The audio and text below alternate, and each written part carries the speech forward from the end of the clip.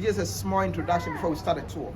On a tour, I will tell you more, including how our ancestors were captured from their homes and marched to the castles and kept for months before taken to the New World. So I'll pause if there is something you want to ask before we start the walk.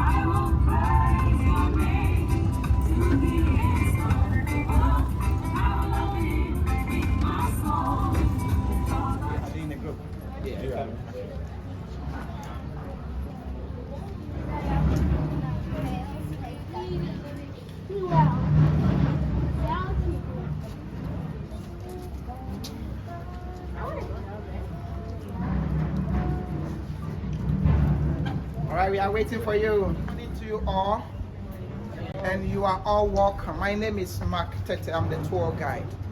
We are doing a walking tour. It's taking us for about 1 hour, and I'll start first with a brief introduction. After that, we'll go straight to the dungeons to see where British kept about 1,000 enslaved Africans.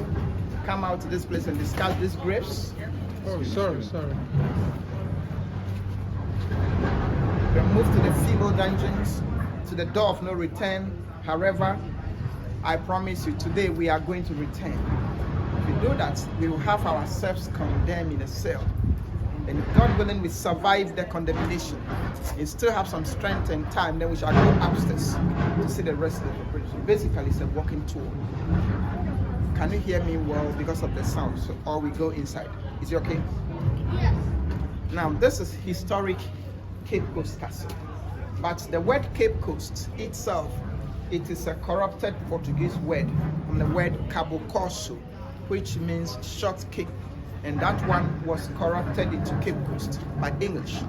This structure we see here today is the youngest and the last slave castle in Ghana. We have 3 of these castles in Ghana and several of the forts along the coast that were built by Europeans. And almost all of them were used for transatlantic slave trade. But the first one is the one at Elmina that was built around 1482 by Portuguese. There's one in Accra that was built around 1661 by the Danish. This one was built by British in 1665. So basically this one is the youngest. And this one was built at the time slave trade that we are coming to talk about today started in Africa for close to 200 years already, because slave trade started at the Elmina Castle, but not this one. That was during the 1500s, when in the history of the whole world there was this man called Christopher Columbus. He said he discovered the New World. So when he said so, the Spanish moved from Europe to these places and they established their plantations where they needed labor to work. So they tried to use the local people called the Native Americans or the Red Indians to work for them. But according to the same Europeans, they said those people were not strong and they were dying from diseases. So there was a Catholic bishop. His name was Bartholomew de las Casas. He suggested to the Spanish to look for alternative sources of labor to replace the Native Americans. What happened was that even before the start of the transatlantic slave trade, that Europeans came to build these structures like this along the coast of West Africa. There was what we call the trans-Saharan trade, which the Arabs took some blacks through the Saharan desert to Europe.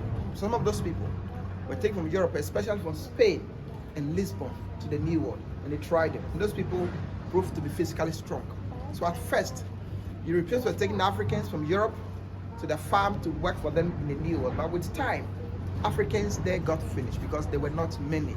So they had to come back to the land of Africa to take the blacks to their farms. And that was the time Portuguese built Elmina Castle, which is not far from here. Portuguese came to Elmina in search of gold, because this country was once called Gold Coast. So gold brought Europeans. The Portuguese were at Elmina trading in gold, were then given a legal license called the ASEAN to transport black from Elmina to the New World. So the whole of West Africa, Portuguese started the transatlantic slave trade. They were there for about 150 years, buying and selling our people. Then Dutch attacked them 1637. So Dutch were at Elmina for about 50 years before British came here. And when British got here, Dutch were at Elmina occupied this land. So British fought Dutch people. 1664, they conquered the Dutch. In 1664 was the same year a state in North America called New York, then New Amsterdam, changed hands from Dutch to English. The same year British defeated the Dutch. So when the British defeated the Dutch, they actually built the castle. And the construction went through demolition, addition before they got this one. They built it well over 100 years. They built it using free and cheap African labor. And the way they designed the castle, the dungeons had 1,300 enslaved Africans at one particular time. Men were here, 1,000. Women were there, 300 at a given time. They stayed 2 weeks in a dungeon to 3 months maximum. All depends on the availability of their ships. But 1807, British passed a law said they stopped slave trade. 1814, that just did the same thing. Now from that time to 1860, Africa, slave trade never stopped. It continued for 40 years and more. So 1860, slavery stopped. After that, this building was used by British as a colonial administrative center. The English were here up to the time we gained our independence on the March 6th, 1957. Then we kindly moved the British out of the castle. So the castle, as of December 2021, is 356 years old. That is the age of this one. Elmina, the first one, is about 539 years old. But it will shock you to also know that before British built the castle in 1665, this piece of land changed hands among several Europeans. Swedish came to this place first around 1654. They were trading ivory and gold. They stayed for some time, they abandoned the place. Then later, Danish came because of gold. While the Danes were here, Dutch attacked them. So when the Danes were conquered, the Danes went to build the castle. So while Dutch thought they finished everybody, 1664, British attacked the Dutch. When the British defeated the Dutch, and they built the castle, they knew other Europeans would come to fight them. The British brought these cannons for defense. That was why they stayed for 200 years and more, and nobody conquered them because of the cannons. And they built the entire structure using bricks, small bricks like this.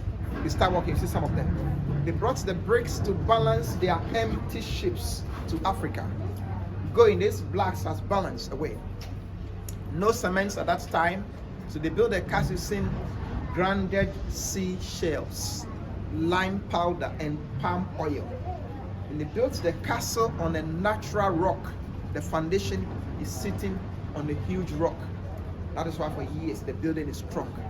So this is a small introduction before we start a tour. On a tour, I will tell you more, including how our ancestors were captured from their homes and marched to the castles and kept for months before taken to the New World. So I'll pause if there is something you want to ask before we start the walk. Any questions so far?